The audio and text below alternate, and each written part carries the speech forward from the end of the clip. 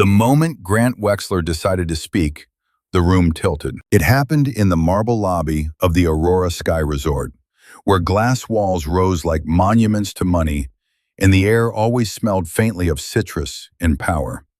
Cameras flashed near the entrance. A string quartet played something elegant and forgettable. And at the center of it all stood a man who had never, in 52 years, doubted that the world belonged to him. Grant Wexler didn't raise his voice at first. He didn't need to. Men like him never do. "You," he said, pointing with two fingers, as if selecting an object from a shelf. "The server." Maya Carter stopped mid-step. She was holding a silver tray of champagne flutes, her posture straight, her expression neutral. Black uniform, hair pulled back.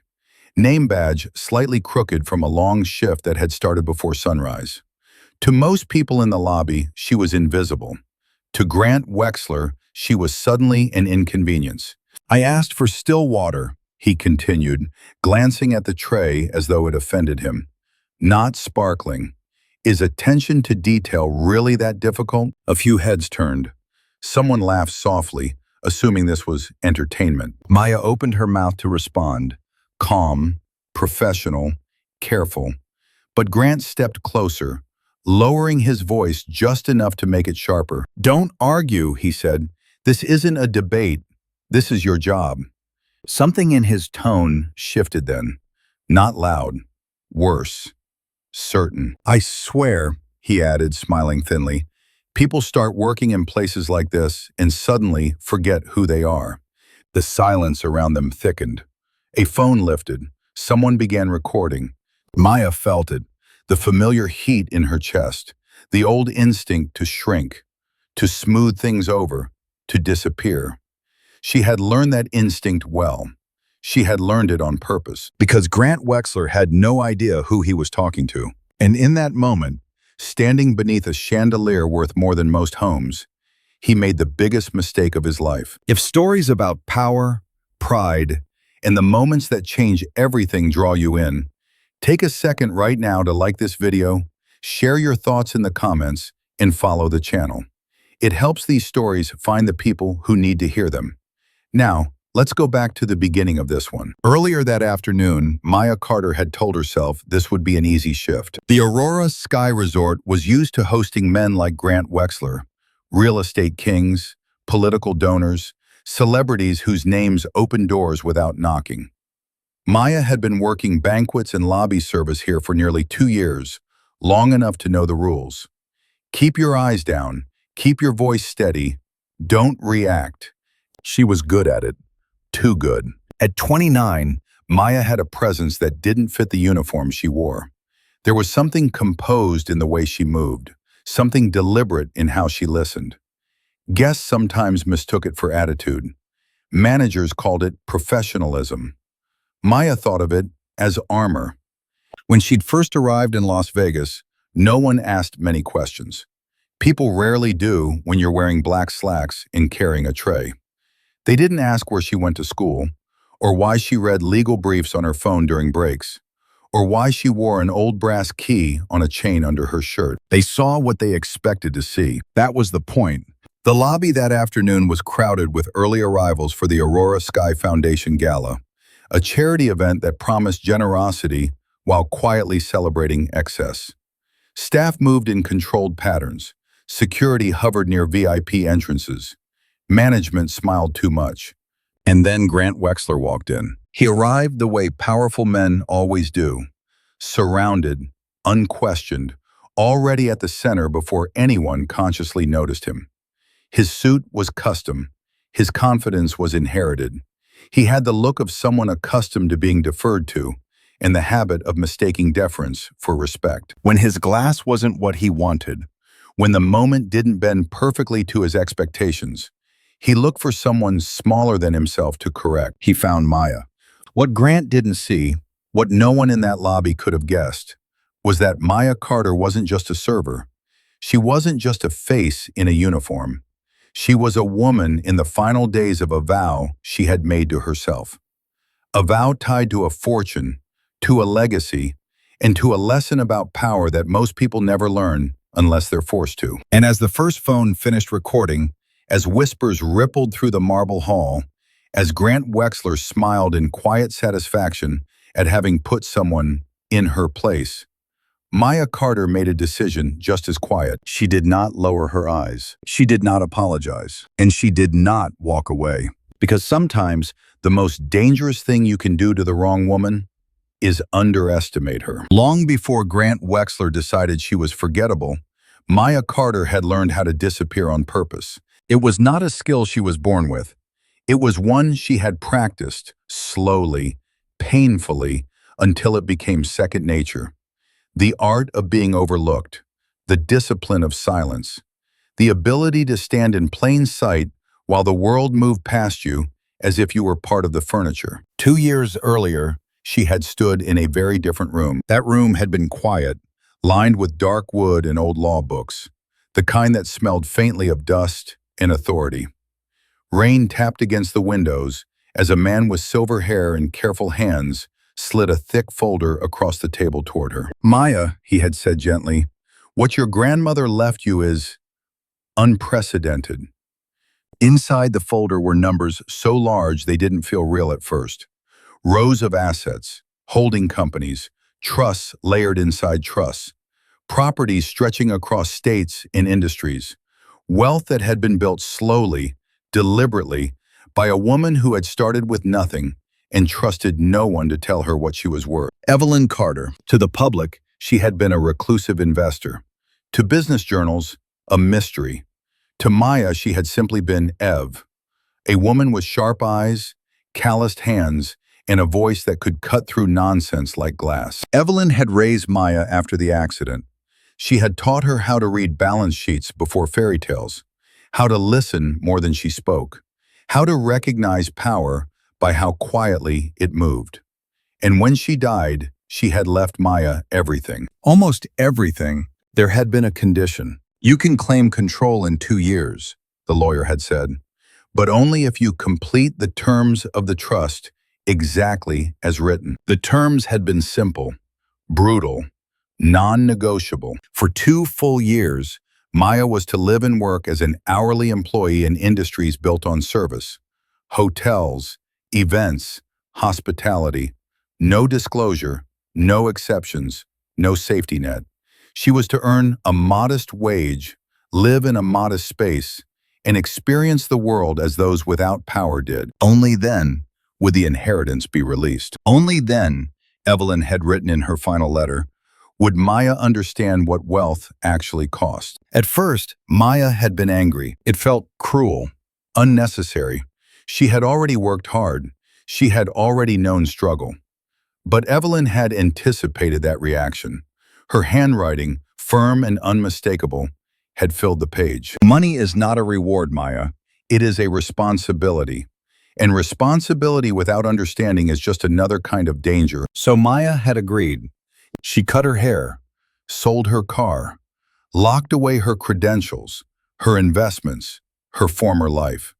She moved to Las Vegas because it was a city that understood performance, where illusion was currency and no one asked questions if you played your role well enough. The first months had been the hardest, not the physical work. She could handle exhaustion, sore feet, long hours, but the way people spoke to her when they thought she didn't matter. The casual dismissals, the entitlement, the way respect vanished the moment they saw a uniform instead of a title. Over time, patterns emerged. People who were kind when nothing was at stake. People who were polite only when watched.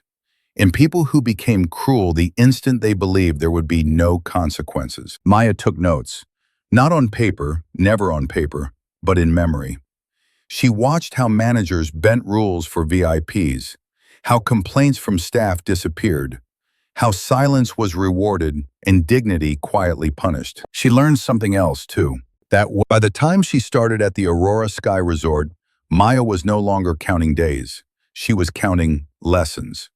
Which made Grant Wexler wasn't the first powerful man to talk down to her. He wasn't even the worst. But there had been something about the ease of it, the confidence with which he reduced her to a role, a function, a mistake, that lingered long after he walked away. Because men like Grant didn't just believe they were better. They believed the world needed them to remind others of their place. That night, alone in her small apartment overlooking a stretch of highway glittering with neon, Maya opened the safe she kept hidden behind a false panel. Inside were documents she rarely touched. Proof of who she was. Proof of what waited at the end of this path. She didn't take them out. Instead, she closed the safe and sat on the edge of her bed, listening to the city hum, feeling the weight of something shifting inside her. The experiment had been designed to teach her patience, but patience, she was beginning to understand, was not the same thing as silence. And if Grant Wexler believed that humiliation was a lesson worth teaching, then Maya Carter was about to learn something else entirely. About timing, about truth, and about what happens when power mistakes invisibility for weakness. The Aurora Sky Resort ran on silence, not the peaceful kind, the kind that hummed beneath marble floors and velvet curtains, stitched together by people who learned early that being heard was optional, but being efficient was not. Guests saw chandeliers, glass elevators, and endless champagne. What they didn't see were the hands that kept the illusion standing upright. Those hands belonged to people like Rafa Delgado. Rafa had been in maintenance for 11 years, long enough to know which pipes would burst before they did, which elevators needed prayer more than parts, and which VIP floors came with unspoken warnings. He carried a union card in his wallet like a talisman, though he rarely took it out. Management tolerated the union the way a man tolerated a splinter, aware it existed, hoping it wouldn't get infected. When the lobby incident happened, Rafa wasn't there. He heard about it 5 minutes later, from a security radio crackling with too much restraint. "Situation resolved," someone said. "No escalation." Rafa frowned. No escalation usually meant someone had swallowed something they shouldn't have. At the front desk, Gia Park kept her face carefully neutral as she checked in a line of early gala arrivals. Gia had been promoted to supervisor because she was excellent at two things: solving problems quickly and making sure those problems never looked like problems. She had memorized the hierarchy of guests the way other people memorize birthdays.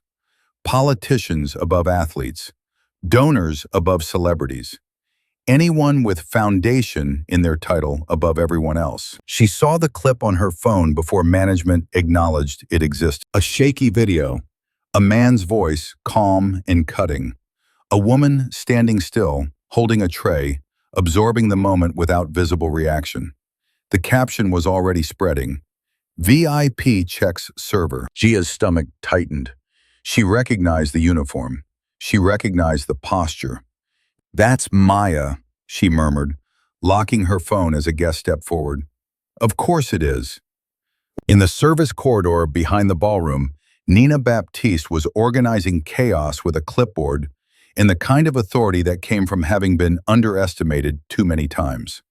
As head of banquets, she commanded 40 staff tonight, servers, runners, barbacks, most of whom would never step into the gala as guests, no matter how long they worked here. Nina had started as a server herself. She knew exactly how moments like the one in the lobby spread through a workforce. Fear moved faster than gossip. She pulled Maya aside briefly when she saw her, not to scold, not to console, just to look her in the eye. "You good?" Nina asked quietly. Maya nodded. "I'm fine." Nina studied her a second longer.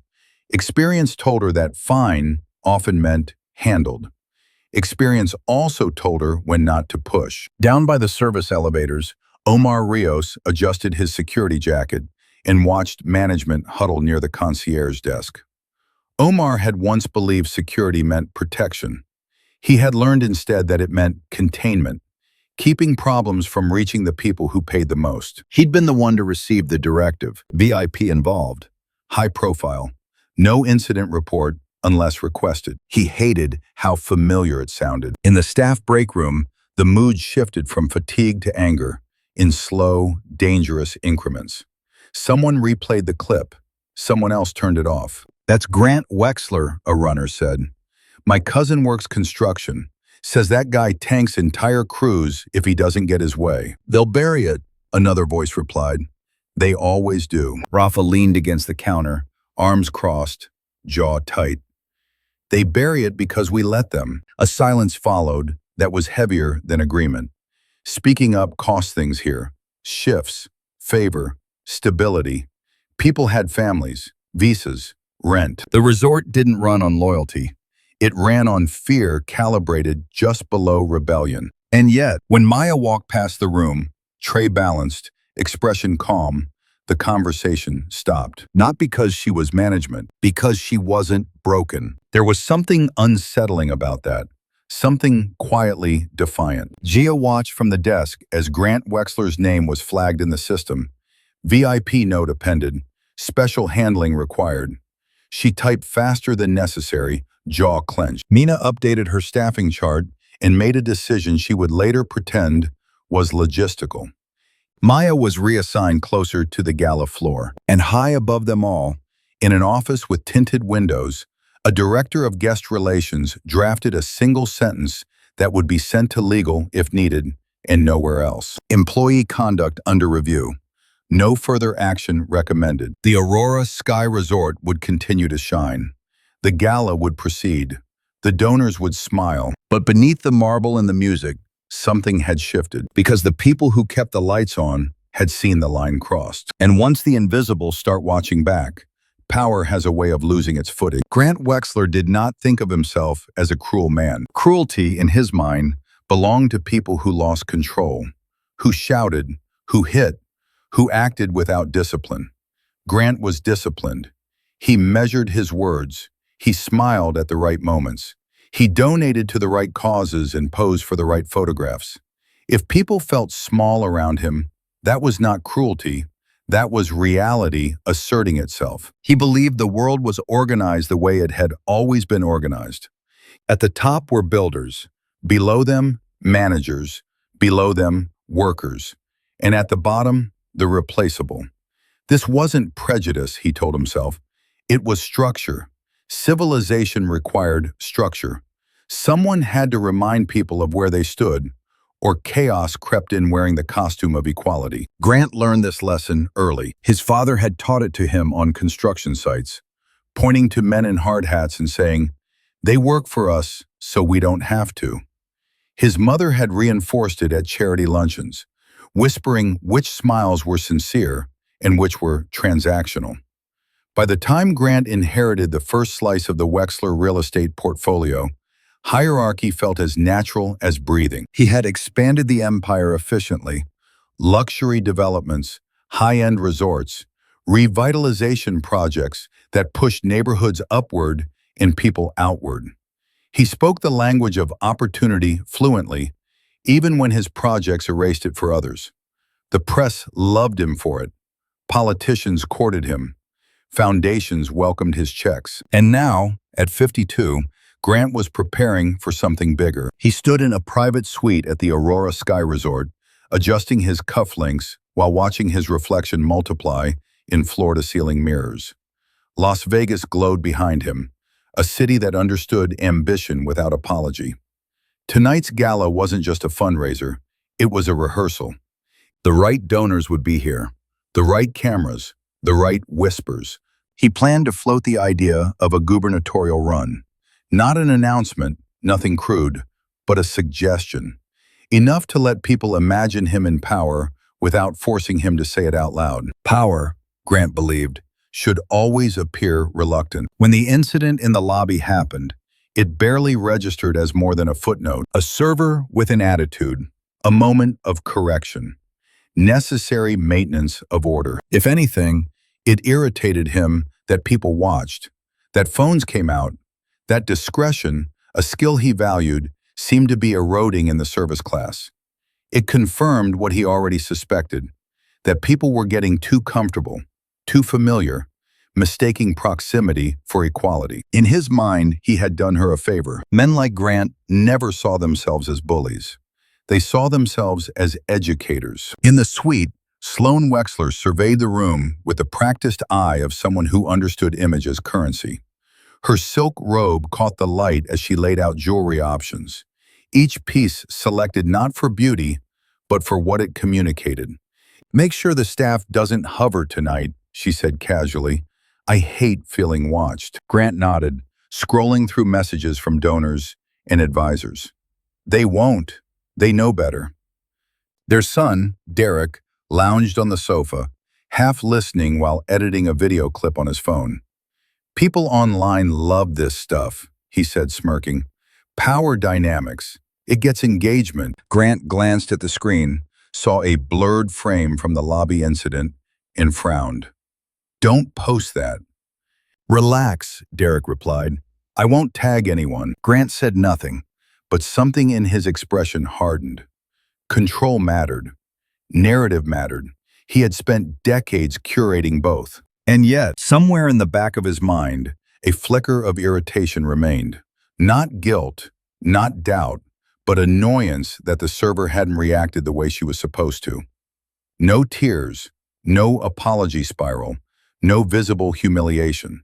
She had simply stood there. It bothered him more than he cared to admit. Because hierarchy only worked when everyone agreed to play their part. And Grant Wexler was beginning to sense, dimly, dangerously, that one woman in a black uniform might not. Eli Wexler had learned, from an early age, how to read a room. It was a survival skill in a family like hers. At 17, she could tell when a smile was meant for donors and when it was meant to warn. She could hear the difference between praise and permission. She knew exactly how long to stay quiet before silence became suspicious. Being a Wexler meant understanding that love was real, but conditional. It thrived on alignment. That afternoon, riding up the private elevator to the penthouse suite, Eli felt something fracture. Her father stood beside her, scrolling through his phone, already moving on. Her mother adjusted her sunglasses in the mirrored walls, expression pristine. Her brother leaned against the rail, earbuds in, half smiling at something on his screen. No one mentioned the woman in the lobby. That was the rule. If you didn't name a thing, it didn't exist. But Eli couldn't unsee it. She had been a few steps behind when it happened, close enough to hear her father's voice sharpen, close enough to notice how the server's hands tightened around the tray. Eli had watched something pass across the woman's face. Not fear, not anger, recognition. It unsettled her. In the suite, Sloane poured herself sparkling water and spoke first, as if continuing a conversation that had never paused. "Honestly, Grant, places like this are getting too lax. Staff forget boundaries when they're surrounded by luxury." Grant hummed in agreement. "That's why reminders are necessary." Eli looked up. Reminders of what? The room shifted slightly, like a chandelier swaying from an unseen tremor. Grant glanced at her. Of their role. "Dad," Eli said carefully, "she didn't do anything wrong." Sloane shot her a look, sharp, corrective. "Eli, don't start." "I'm not starting," Eli replied. Her voice was steady, but her heart wasn't. "I'm asking why you spoke to her like that." Grant sighed, the way men did when they believed patience itself was generosity. "Because she needed to understand that this is a professional environment, not a stage for personal expression." "She was professional," Eli said. "She didn't raise her voice. She didn't argue." "That's not the point," Grant snapped, sharper now. "The point is that people like that can't be allowed to feel equal. It creates confusion." The word landed hard. Equal. Eli stared at him, something cold spreading through her chest. "Equal to what? To us?" Grant didn't hesitate. "Yes." The silence that followed was not polite. It was stunned. Derek looked up from his phone, amused. "Wow, she's going full ethics club again." Sloane set her glass down with deliberate calm. "Eli, you're young. You don't understand how the world works yet." Eli swallowed. She had been hearing that sentence her entire life.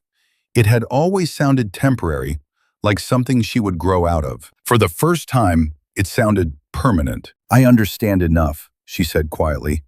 "Enough to know that what you did wasn't about professionalism. It was about power." Grant turned toward her fully now, eyes narrowing. "Careful." "Why?" Eli asked. "Because saying it out loud makes it real?" Her mother's composure cracked. "You're embarrassing us." "No," Eli said, her voice trembling despite herself. You embarrassed yourselves. In public. Grant's jaw tightened. That woman was hired help. We pay her.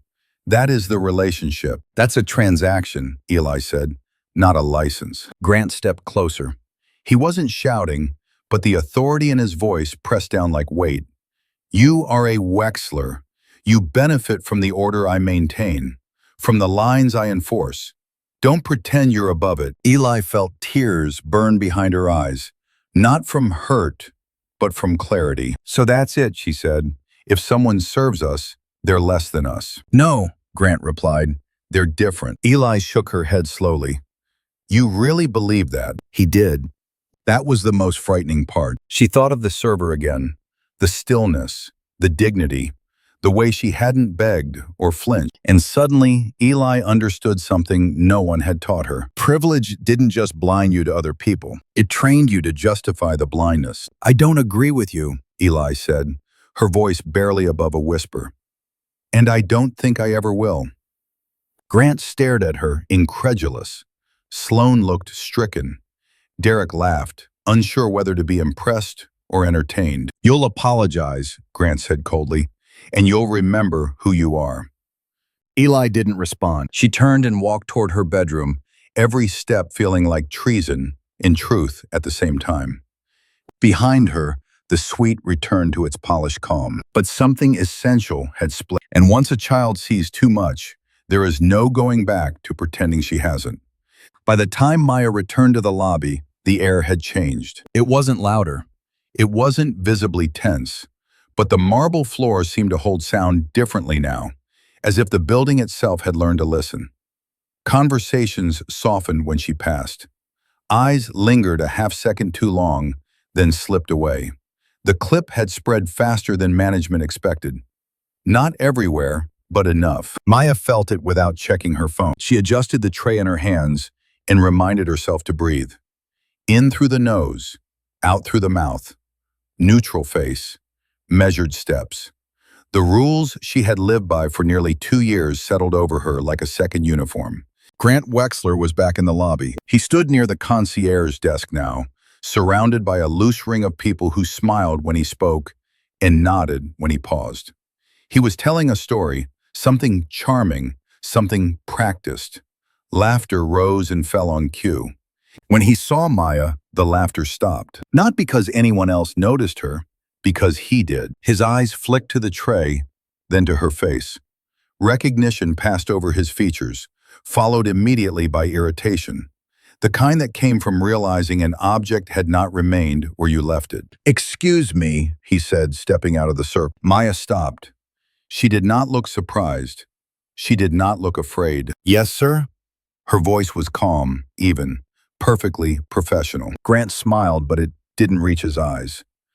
I don't think we finished our conversation earlier. A few heads turned. Someone lifted a phone again, pretending to check messages while angling the camera just enough. I'm quite busy, Grant continued, his tone conversational, as if they were old acquaintances. But I wanted to make sure there's no confusion going into tonight. Maya waited. Silence, she had learned, made people reveal themselves. You work here, Grant said finally, which means you represent this place. And places like this trade on perception. He gestured vaguely at the glass walls, the chandeliers, the quiet opulence.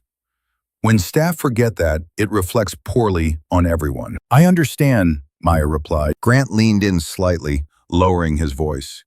Do you? The question wasn't genuine. It was bait. I understand my responsibilities, Maya said. That was when his expression changed. There it is, he said softly. That tone. Maya felt something tighten in her chest.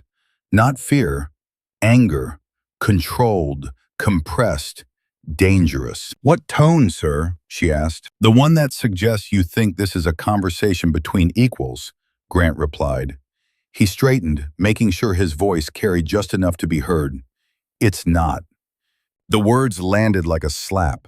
A woman near the elevators looked down at her shoes.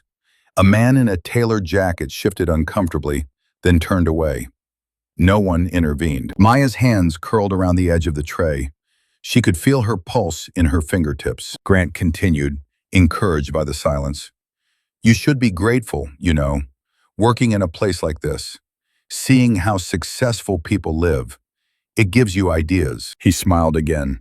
Just don't let them get ahead of you. The implication was clear, sharp, deliberate. Maya met his eyes. For a brief moment, just one, something flickered there. Curiosity, perhaps, or annoyance that she still hadn't reacted the way he expected. "I'll make sure your needs are met this evening," she said evenly. Grant's smile faded. "That's better." He turned back to his group, dismissing her with the casual certainty of someone used to ending conversations by deciding they were over. Maya stood still for a heartbeat too long. Inside her, the rage was immediate and total. It surged up, hot and furious, demanding release.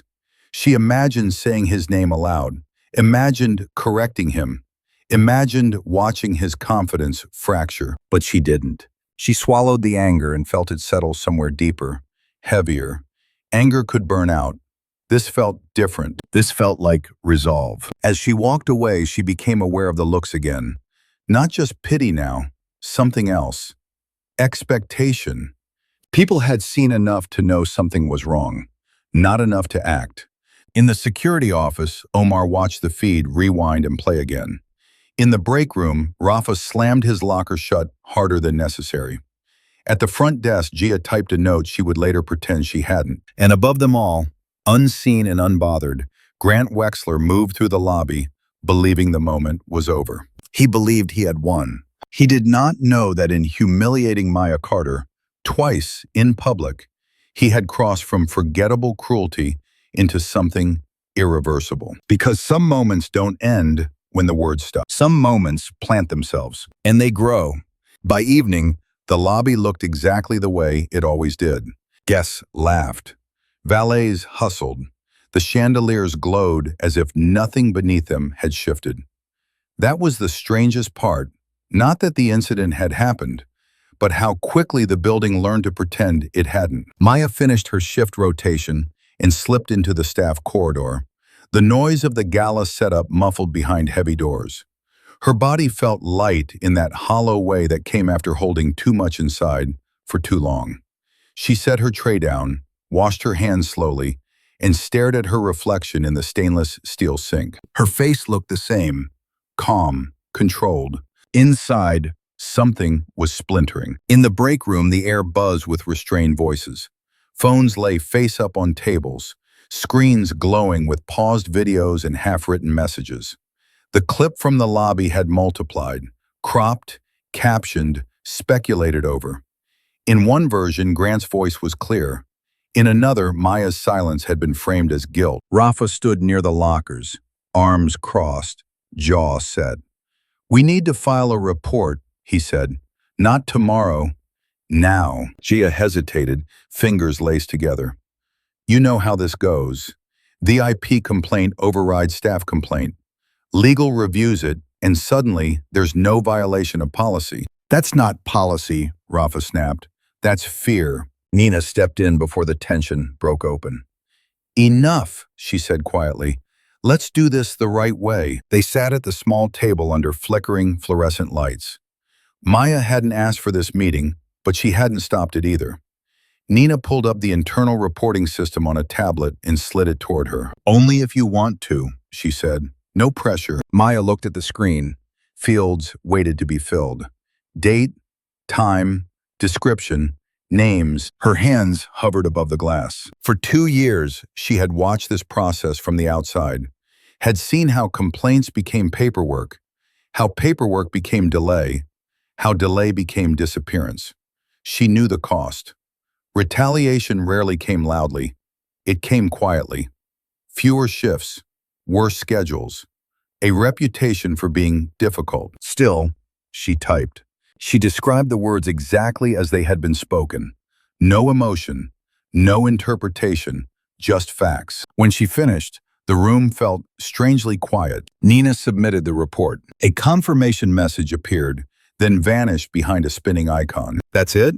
Rafa asked. "That's it," Nina replied. Less than an hour later, Gia's phone buzzed. She glanced at the message and felt her stomach drop. "It's been flagged," she said. Executive review. Rafa let out a humorless laugh, which means buried. True to form, management's response arrived swiftly and vaguely. Thank you for bringing this to our attention. After review, no violation of guest conduct policy has been identified. No further action required. No names, no acknowledgement of harm, no protection offered. The complaint had not been denied. It had been erased. Maya read the message without blinking. She felt something settle into place. Not disappointment, not surprise, but confirmation. This was the system working exactly as designed. Later, alone in her apartment, she sat on the edge of her bed with her phone dark in her hands. Outside, the city pulsed with neon and noise, indifferent and alive. She thought of her grandmother's voice, steady and unsentimental. When power feels threatened, it closes ranks. That's how you know you're close to the truth. Maya stood and opened the hidden panel behind her dresser. The safe waited patiently, as it always had. She knelt, spun the dial, and opened it. Inside lay the documents she had sworn not to touch yet. Proof of ownership, proof of leverage, proof that this silence could be shattered with a single decision. Her phone vibrated. A notification from a platform she rarely checked. The lobby clip, now stitched with commentary, had crossed a threshold. Thousands of views, then tens of thousands. The narrative was forming without her. VIP humiliates server at luxury resort. Another example of entitlement. Why didn't anyone step in? Maya exhaled slowly and closed the safe without taking anything out. The complaint had disappeared, but the moment hadn't. It was out there now, uncontained, unmanageable, alive in ways no internal review could touch. And for the first time since the experiment began, Maya understood something with perfect clarity. Silence protected systems, but visibility changed them. Somewhere in the Aurora Sky Resort, Grant Wexler prepared for the gala, believing the problem had been handled. He was wrong. The aftermath had only just begun. The penthouse suite sat at the top of the Aurora sky like a throne. Floor-to-ceiling windows wrapped around the space, offering a view of Las Vegas so vast it felt unreal. Neon veins pulsing through the desert, wealth glowing loudly in the dark. Everything inside the suite had been chosen to signal power without appearing desperate for it. Italian leather, abstract art with unreadable plaques, a dining table long enough to imply that important decisions were made there. Maya entered quietly, her access badge granting her passage without question. She had been reassigned to a pre-gala service rotation on the upper floors. Logistical necessity, Nina had said, her eyes apologetic. Maya understood what it meant. Proximity without visibility. Be useful. Be silent. Grant Wexler was standing near the window, jacket off now, sleeves rolled just enough to suggest approachability. He was on the phone, his voice confident, warm, entirely different from the one he had used in the lobby. "No, of course not," he said, laughing softly. "This is about opportunity, about restoring balance. People want leadership that understands hard work." Maya moved past him, careful not to interrupt, and began refreshing the bar setup. Her reflection caught briefly in the glass. Black uniform, steady hands, unreadable face. To Grant, she was background noise. Sloane Wexler emerged from the bedroom, silk robe trailing behind her, a tablet tucked under one arm. "We need to adjust the seating chart," she said. "I don't want the Morales Foundation anywhere near us. Too messy. And make sure the senator's wife is in place next to staff traffic." "Done," Grant replied, ending his call. "Tonight needs to be clean." Clean. The word echoed strangely in Maya's mind. Derek lounged on the sofa, phone angled just right, recording snippets of the view. "The lighting up here is insane," he said. "People are going to eat this up." Grant glanced at Maya briefly, then back to his son. "Just be careful what you post. Optics matter." "I know," Derek said, smirking. "I'll crop out the help." Maya's jaw tightened almost imperceptibly. She moved into the dining area to adjust the centerpiece, crystal glasses chiming softly under her touch. From this angle, she could hear everything. Grant sat, spreading printed notes across the table, drafts of his speech. Maya did not intend to read them. She did anyway. Success is earned. Discipline creates opportunity. Those who rise do so because they choose to. The words sat neatly on the page, confident and hollow. Sloan leaned over his shoulder. That part about responsibility, make sure you emphasize charity as choice, not obligation. People don't like being told they owe anything. Grant nodded. Of course, gratitude, not guilt. Maya thought of the complaint response. No violation identified. Gratitude, not guilt. Eli appeared in the doorway then, dressed for the gala but standing apart from the scene unfolding. Her eyes flicked briefly to Maya. Recognition, unease, something like apology. Then she looked at her parents. "You're really going to talk about the lobby incident?" Eli said quietly. Grant didn't look up. "It's a useful example." "Of what?" Eli asked. "Perspective," he replied. "Some people confuse proximity with parity. It's important to correct that." Maya froze where she stood. Sloane's voice sharpened. "Eli, we're not doing this again." "But you are," Eli said. "You're doing it again, just dressed up this time." Grant finally looked at his daughter, irritation flashing across his face. "Enough. This gala isn't about your feelings. It's about influence." "And what about dignity?" Eli asked. Grant laughed softly, incredulous. "Dignity isn't fragile, Eli. People lose it because they don't earn it." The room went still. Maya felt something shift, not inside herself this time, but in the air between them. The hypocrisy was no longer subtle. It was exposed, sitting in the open like a lie everyone could see and no one wanted to name. Eli's gaze drifted back to Maya, and for a brief moment, they held eye contact. No words passed between them. None were needed. Maya finished her task and stepped back, her presence once again fading into the background. But as she left the suite, one truth followed her down the hallway, heavy and undeniable. Grant Wexler believed power made him right. And tonight, surrounded by glass and gold and carefully rehearsed virtue, he was about to say that belief out loud, to a room full of people who had never been forced to question it. The penthouse door closed behind her with a soft, final click. The stage was set. Maya expected the hallway to be empty. It rarely was on gala nights. Staff moved like veins through the resort, carrying trays, linens, last-minute fixes. But the corridor outside the Wexler suite had gone quiet, as if the hotel itself were holding its breath. She pushed her cart toward the service elevator, eyes forward, mind carefully blank. "Wait!" The voice was soft, uncertain, too young to carry authority, yet determined enough to try. Maya stopped without turning. "Please," the voice added. I need a minute." Maya turned then. Eli Wexler stood a few feet away in an emerald gown that looked custom-made to imply effortless perfection. But perfection was the last thing Eli resembled in that moment. Her shoulders were tense. Her hands were clasped together so tightly her knuckles had gone pale. The mascara at the edges of her lashes looked slightly smudged, as if she'd wiped at her eyes and hated herself for it. "I'm sorry," Eli said before Maya could speak. The words came out fast, like she was afraid she'd lose courage if she paused.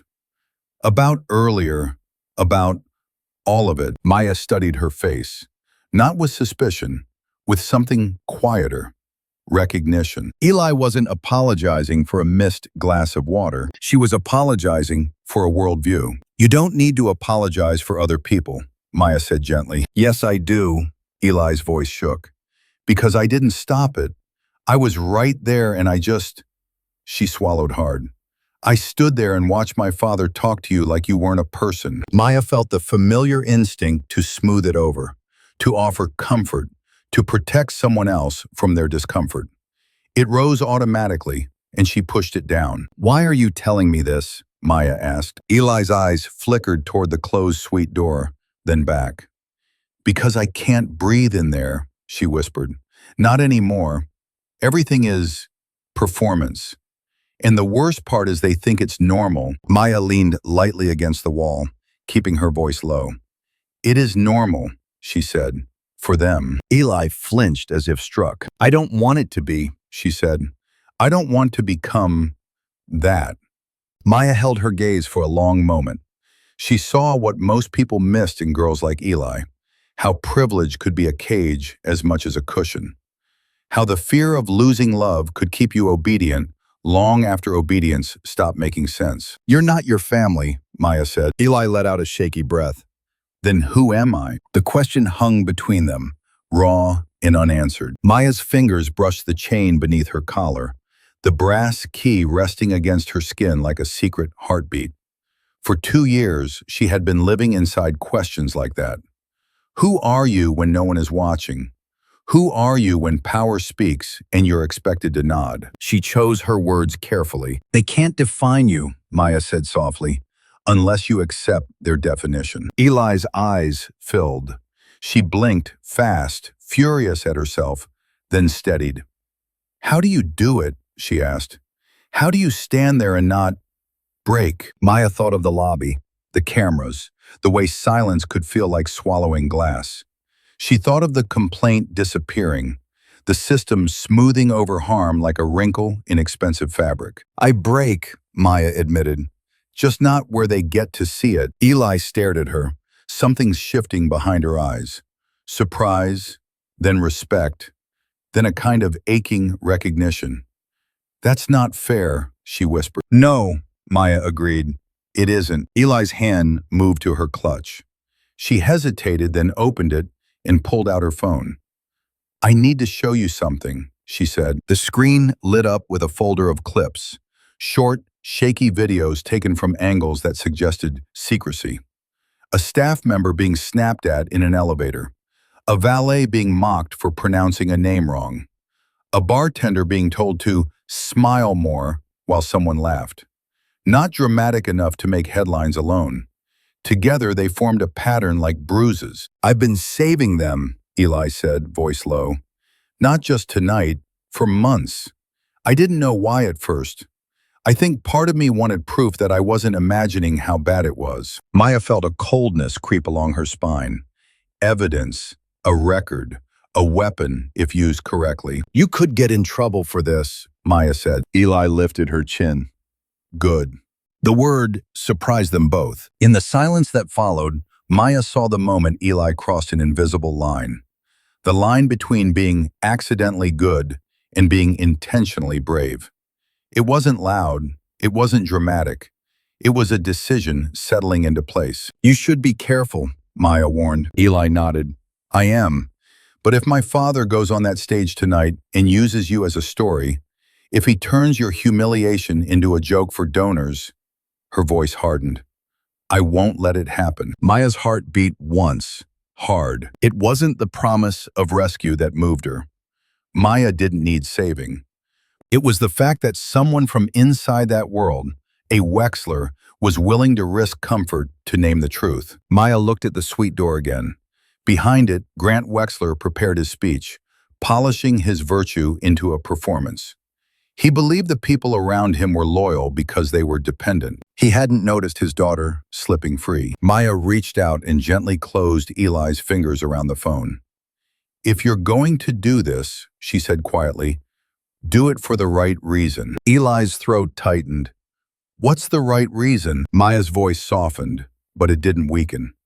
Not to punish him, she said. To protect the people he keeps hurting. Eli nodded slowly, like someone accepting a weight. They stood there, two women from opposite ends of a carefully engineered world, forming an alliance without announcing it. No handshake, no grand vow, just a shared understanding that something was coming. And when it did, the cameras would be ready. The question was whether the truth would be, too. The ballroom of the Aurora Sky Resort did not feel like a room. It felt like a declaration. Crystal chandeliers floated overhead like captured constellations, spilling light onto tables draped in ivory linen so thick it fell like waterfalls. White orchids climbed gold stands in arrangements that looked less like flowers and more like proof. Proof that beauty could be purchased, curated, displayed. A stage rose at the front with a sleek podium, a teleprompter, and a glowing foundation logo that promised compassion in a font designed for donors.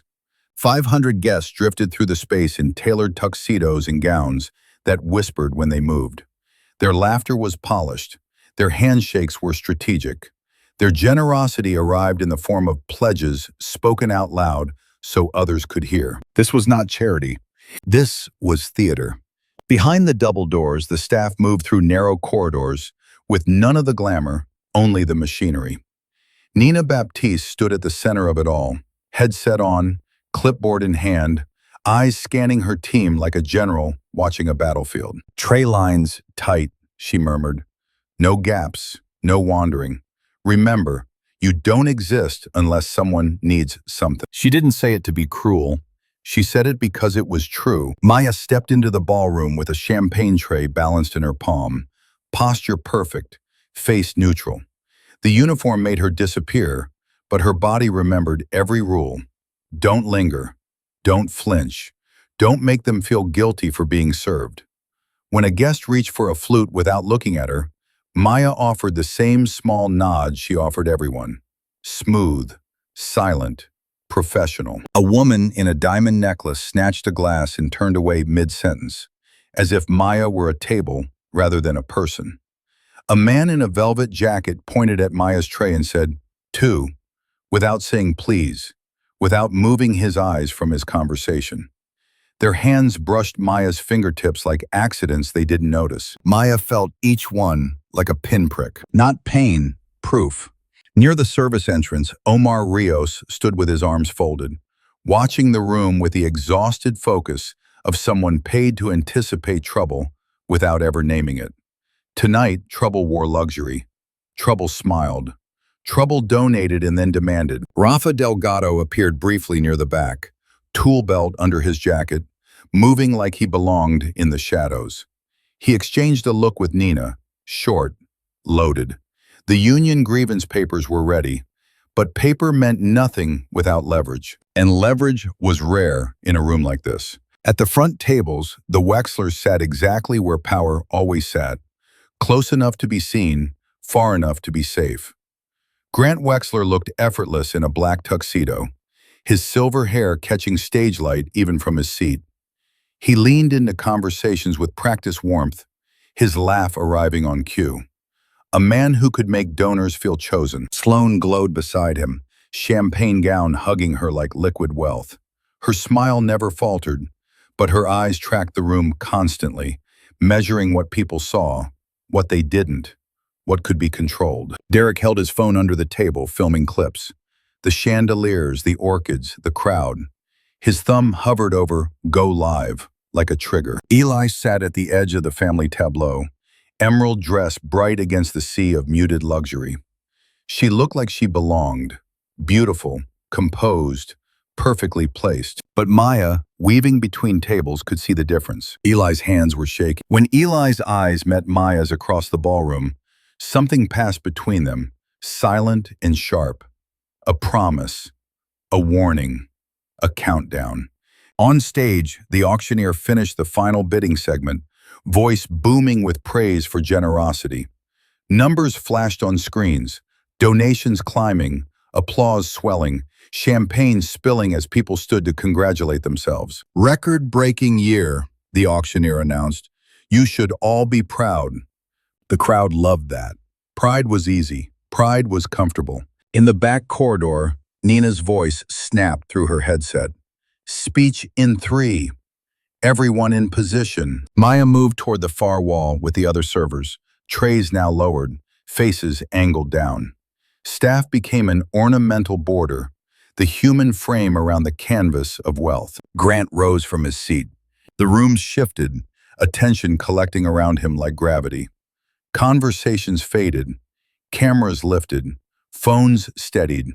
A soft hush rolled across the ballroom, the kind reserved for people who expected to be listened to. Grant walked to the podium, adjusted the microphone, and smiled as if the room belonged to him, because in every practical way that mattered, it did. Maya felt her pulse quicken. Eli's jaw tightened. Derek's finger, pressed go live. And in that glittering room where power performed itself as virtue, the truth waited, quiet, patient, and sharp enough to cut through crystal. Grant Wexler waited for the applause to finish before he spoke. He stood comfortably behind the podium, hands resting lightly on the polished wood, shoulders relaxed in the posture of a man who had never doubted that a room would listen when he opened his mouth.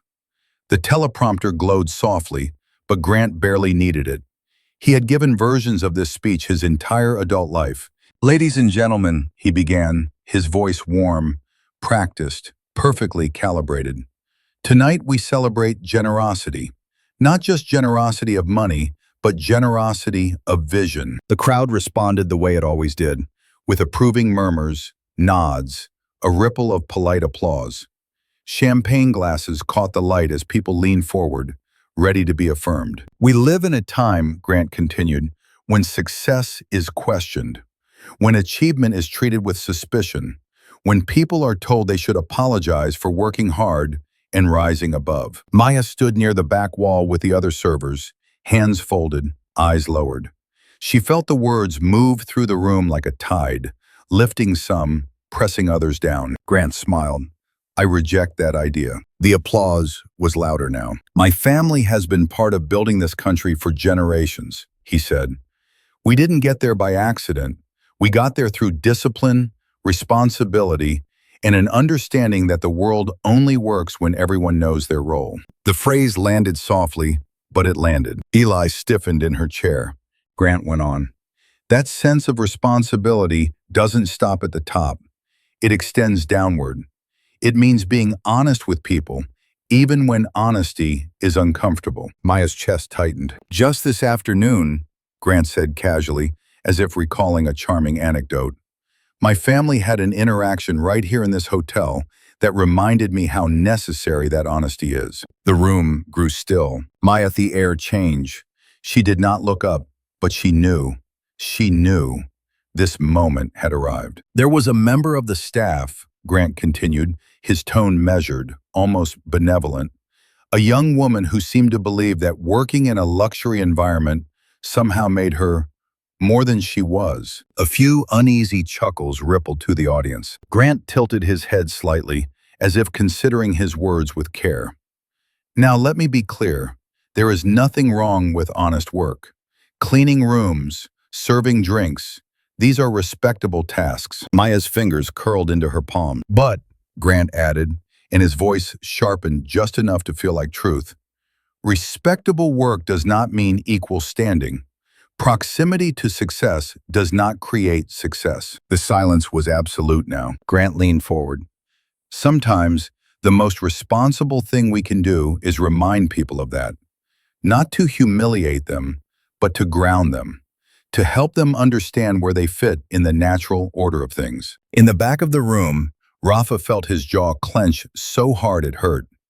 Grant's eyes swept the audience, confident, energized. And you know what happened when that reminder was given? She accepted it, because deep down, she understood it was true. Eli's breath caught. She looked around horrified as heads nodded, some eagerly, some uncomfortably, some simply relieved that the cruelty was not directed at them. "This," Grant said, his voice rising with conviction, "is what leadership looks like. Not indulging delusions, not blurring lines that exist for a reason, but telling the truth, even when it's unpopular." He paused, letting the weight of his words settle. "Not everyone is meant to lead," he concluded, "but everyone can be useful if they understand their place." Applause broke out. Not thunderous, not universal, but real enough to matter. Maya felt it then. Not anger alone, not humiliation, but something colder, something clarifying. He had taken her silence and turned it into consent. He had taken her restraint and dressed it up as agreement. He had used her pain as evidence of his philosophy. On stage, Grant smiled, satisfied. This was working. He could feel it, the approval, the momentum, the narrative locking into place. Somewhere between the applause and the camera flashes, a future had just opened for him. At the table, Eli pushed her chair back slightly. the legs scraping faintly against the floor. Her hands were shaking now, not with fear, but with fury. Maya lifted her eyes at last. Across the ballroom, their gazes met. Grant Wexler believed he had just made a powerful argument for leadership. He did not yet realize he had made it too clearly, because cruelty, once spoken out loud and dressed up as virtue, stops being a private flaw. It becomes a public reckoning. The applause had not fully died when Eli stood. The sound of her chair scraping against the marble floor cut through the ballroom like a crack of ice. It was small, accidental, unmistakable. Heads turned. Conversations froze mid-breath. Somewhere near the back, a server dropped a fork, and the clatter echoed far too loudly. "Eli," Sloane whispered sharply, her smile still fixed in place for the cameras. "Sit down." Eli did not sit. Her heart was pounding so hard she could hear it in her ears, but her spine felt strangely steady, as if something inside her had finally aligned. She looked at her father, at the man behind the podium who had just turned cruelty into a thesis, and felt a clean, terrifying certainty. If she stayed silent now, she would never forgive herself. "Dad," Eli said. Her voice wasn't loud, but the room was listening now in a way it hadn't been a moment ago. Grant's smile faltered just slightly.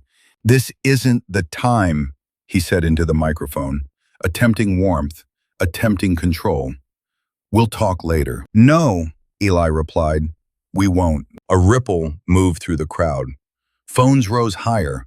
Someone near the stage whispered, "Is this real?"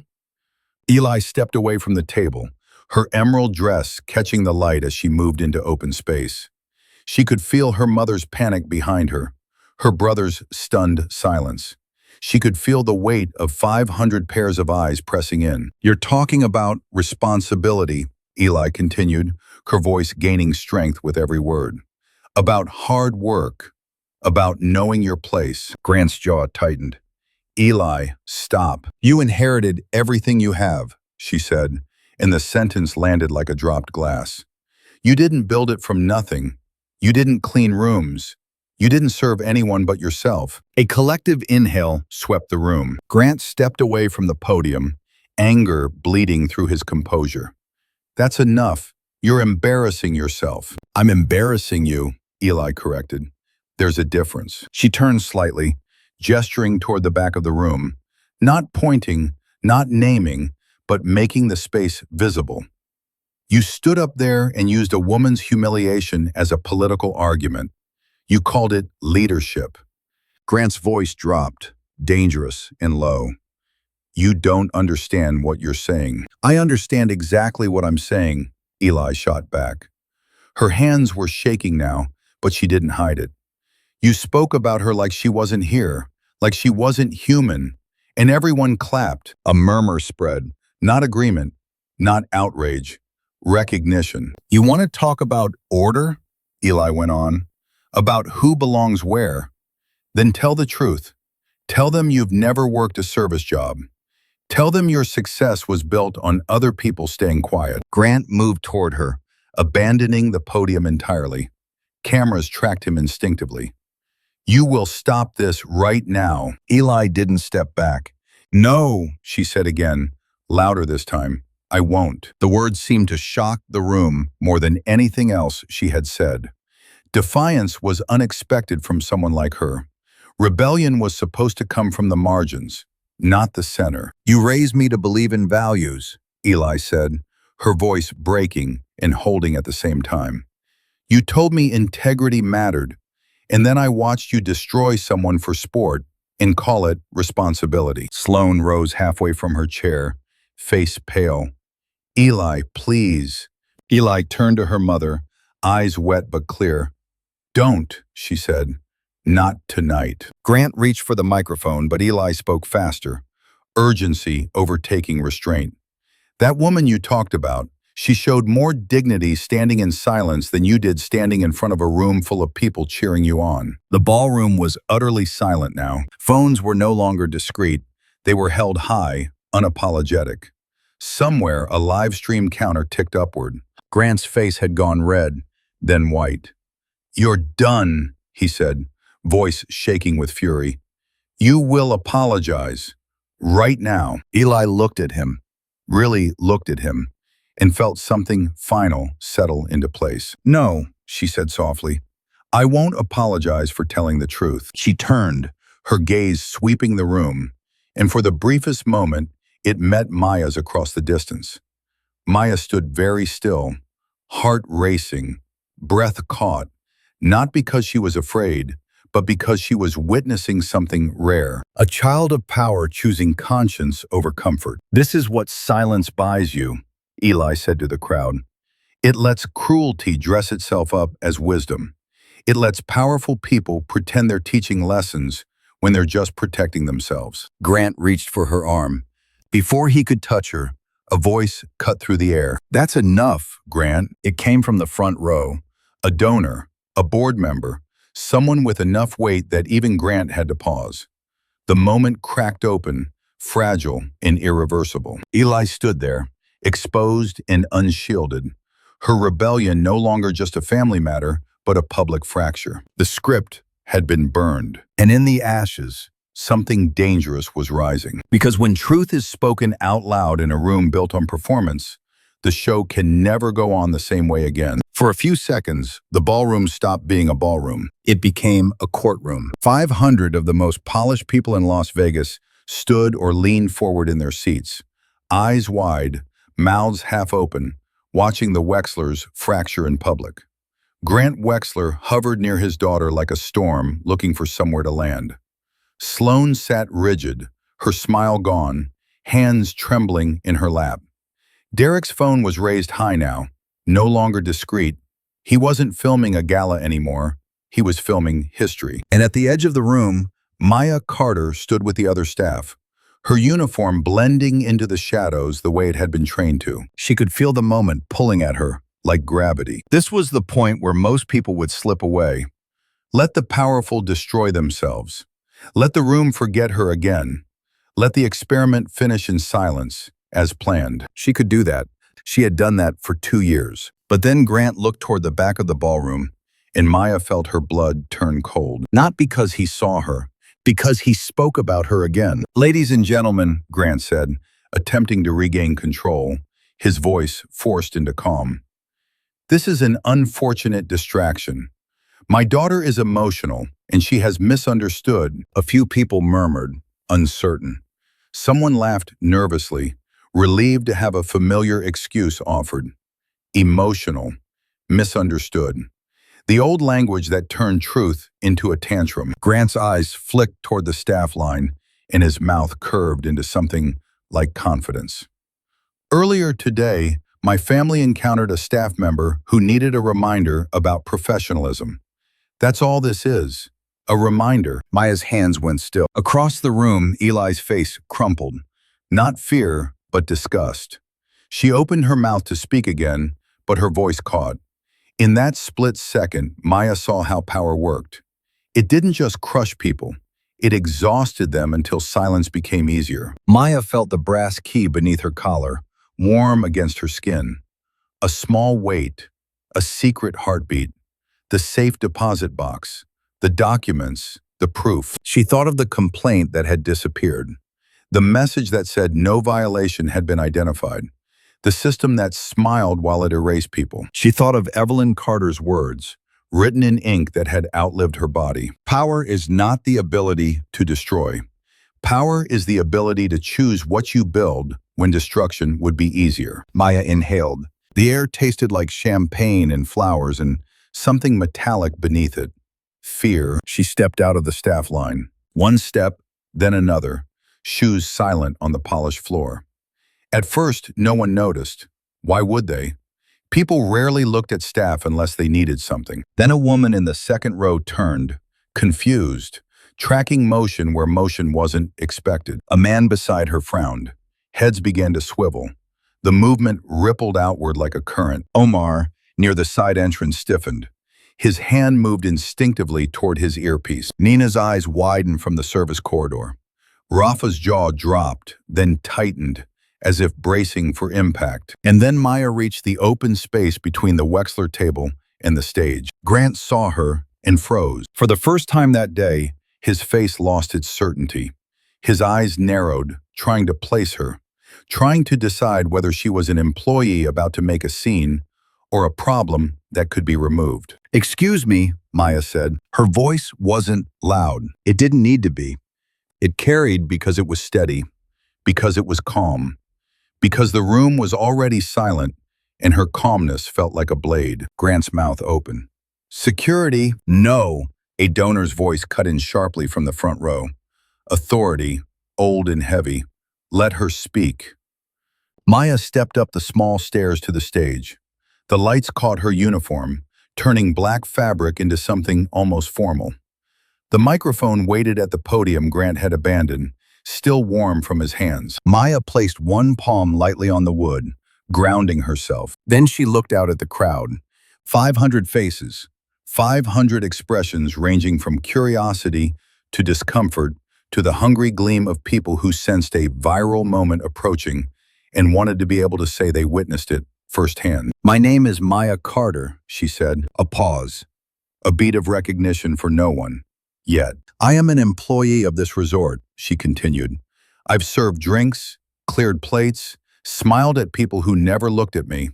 I've done the work that makes nights like this possible." Her gaze slid, briefly, to Grant. "And today, Mr. Wexler decided that work made me small enough to humiliate."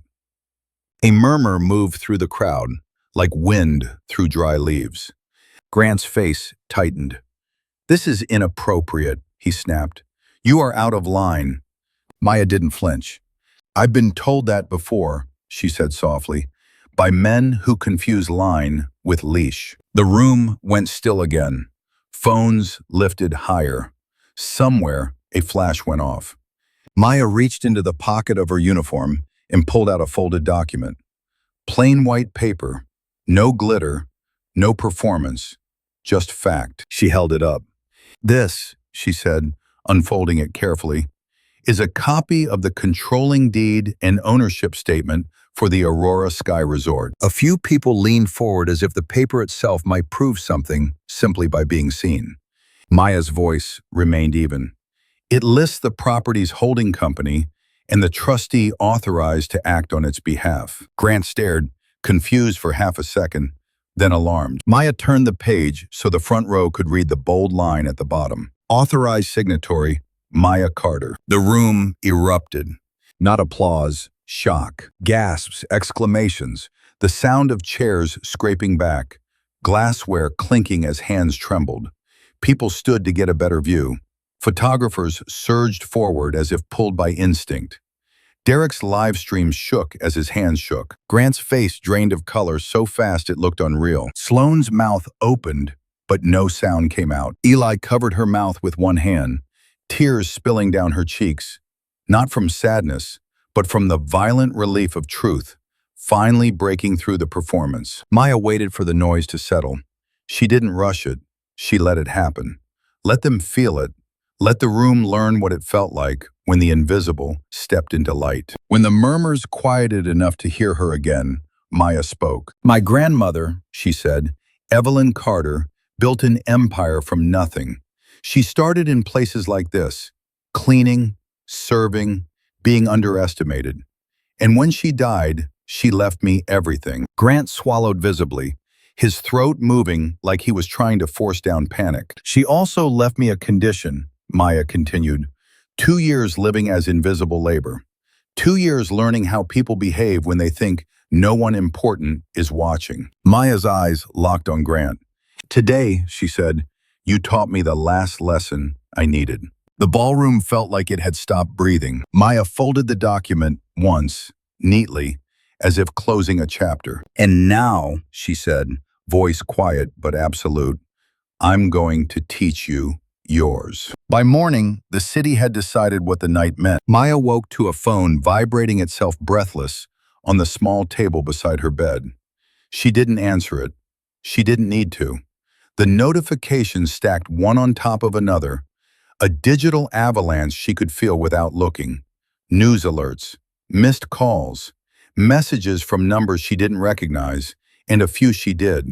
Lawyers, board members, journalists who had somehow found her before sunrise. Outside her window, Las Vegas glittered as it always did, indifferent and awake. Inside her phone, the world was on fire. The headline came first, then the variations. Real estate heir exposes power abuse at charity gala. Billionaire donor humiliates staff. Owner fires back. Live. Who is Maya Carter, the woman who shut down a room full of power? Clips of the moment spread faster than commentary could catch up. Grant Wexler's speech. Eli standing. Maya stepping forward. The deed held steady in her hands. The gasp of the room. Each version sliced slightly differently, but the truth remained intact. Cruelty, caught on camera, stripped of its excuses. By noon, the Aurora Sky Resort board was in emergency session. Not in person. Too many eyes. Too many leaks. They met through encrypted calls, voices tight, tempers flaring. Legal counsel spoke in careful phrases. PR teams drafted and redrafted statements that tried to sound decisive without admitting liability. Employee dignity review, someone suggested. Independent investigation, another added. Temporary distancing from Mr. Wexler, came the language that mattered. Sponsors noticed. Foundations noticed faster. By early afternoon, 3 major donors had suspended their commitments, citing misalignment with values. A 4th quietly asked for their name to be removed from any future association with Grant Wexler. Political consultants canceled meetings. A campaign website went dark without explanation. Grant sat alone in a suite that suddenly felt much smaller. He hadn't slept. His phone buzzed constantly, but the calls he wanted didn't come. Instead, there were texts from advisors using words like containment and damage control, as if his reputation were a chemical spill. His face stared back at him from every screen, first confident, then stunned, then empty. The narrative had escaped him. Sloane watched it unfold from a distance she had never known before. Brand partners paused collaborations. Invitations evaporated. The same society pages that once praised her taste now dissected her silence. Derek deleted his live stream. It was too late. The internet had already done what it always did. Slowed the footage down, added captions, looped the moment Grant said natural order, isolated his smile when the crowd applauded. Someone put it side by side with Maya's calm voice, her steady hands. The contrast was brutal. By evening, labor lawyers reached out to Aurora Sky staff. Rafa read the email twice, then a third time, pulse pounding. Hostile work environment. Pattern of behavior, collective action. Words that had once felt theoretical now felt sharp and real. Gio watched the front desk fill with reporters pretending to be guests. She kept her voice even, her hands steady, and for the first time since she'd been promoted, she felt something like leverage. Omar filed an incident addendum, quietly, precisely. He knew it would be read now. And Maya? Maya sat at her small table, grandmother's old leather notebook open in front of her. The ink faded, but the handwriting firm. She read one line again and again. Power doesn't change people.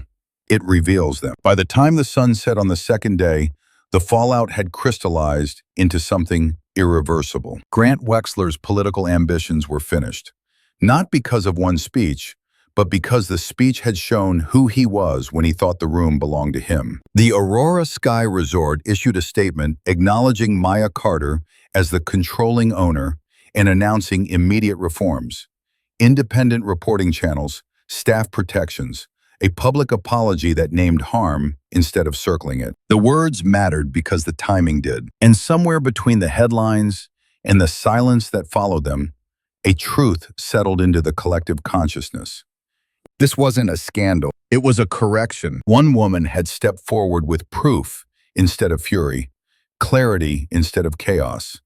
And in 24 hours, a hierarchy that depended on silence had begun to collapse under the weight of being seen. The world would keep spinning. Money would move. Power would regroup. But it would not forget this moment, because once consequences become real, performance stops working. Grant Wexler returned to the Aurora Sky Resort without cameras. No motorcade, No entourage, just a man walking through glass doors that no longer bent toward him. The lobby looked the same, polished marble, quiet music, staff moving with practiced grace, but Grant felt the difference immediately. No one rushed, no one deferred. For the first time in decades, he was simply another person passing through a space that did not belong to him. Maya was waiting near the windows, dressed simply, no uniform, no designer armor. She looked exactly the same as she had before the world learned her name. Calm, grounded, unreadable. "You asked to see me," she said. Grant nodded, his voice caught on the first attempt. "I didn't come to argue." "That's good," Maya replied. "I'm not interested in winning anymore." They sat, silence stretched, not hostile, just honest. "I've lost everything that mattered to me," Grant said finally. "My career, my reputation, the future I thought I was building." He hesitated.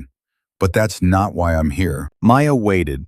"I watched the footage," he continued, eyes fixed on his hands. "Not the edited clips, the whole thing. And I realized something I've spent my life avoiding." He swallowed. "I wasn't misunderstood. I was exposed." Maya's expression didn't change. "I don't want forgiveness," Grant said quickly.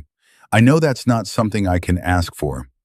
What I want is direction." That earned a slight lift of Maya's brow. "I don't believe humiliation teaches people how to change," she said. "You already had that experience. It didn't help." Grant nodded. "So what does?" Maya stood, walked to the window, and looked out at the city. When she spoke again, her voice was steady, but there was weight behind it. "I'm not banning you from this building," she said, "and I'm not welcoming you back as a guest." Grant frowned. "Then what are you offering?" Maya turned to face him. "A choice." She explained it simply. No dramatics. No threats. 30 days. 30 days working in the resort, under supervision, under the same rules as everyone else. Housekeeping, maintenance, guest services, early mornings, long hours, no special treatment, no announcements. "You'll earn minimum wage," Maya said. "You'll take instruction from people you once ignored. You'll be evaluated the same way they are." Grant stared at her. "And if I refuse?" "Then you leave," she replied. "With your money intact, your pride bruised, and nothing learned." The room felt very still. "And if I accept?" he asked quietly. Maya met his gaze. "Then you'll lose something more valuable than status," she said. "The illusion that you're entitled to comfort." Grant exhaled slowly. He looked older in that moment, smaller, human. "Will it fix what I broke?" he asked. "No," Maya said. "But it might stop you from breaking it again." He nodded once. "I'll do it." From the doorway, Eli watched silently, tears slipping down her cheeks. Not from relief, not from victory, but from something harder and rarer. Hope earned the long way. As Grant followed a supervisor down the hall, trading polished shoes for work boots, Maya stayed by the window. Her grandmother's words echoed softly in her mind. "Power is what you do after the truth costs you." If this story moved you, if it made you question power, dignity, or the assumptions we carry, take a moment to like, comment, and follow. Share it with someone who believes real change is still possible. Because sometimes the greatest inheritance isn't money. It's the courage to choose growth when walking away would be easier.